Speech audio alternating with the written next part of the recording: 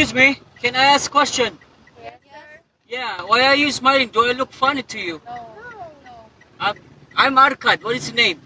Gwen. Gwen. Beautiful. How about you? Kathleen. Nice to meet you. How about you? Ethan. Can you help? I'm looking for a place to stay for overnight.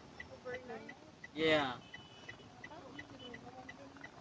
Like just for overnight because I'm tired, jet lag, and everything. There's no hotel here. Really? Yeah. How about the restaurant? Restaurant. Yeah. You want to eat? Because I'm hungry too. Like I want steak. BQU. BQU there. The green logo. There. BQU. Okay, okay. I have pickup line for 3 of you. Are you guys magnet? What? Are you guys magnet? No. No, it's a pickup line. No. Okay. Ay. Salamat kayo. Ay! Ay!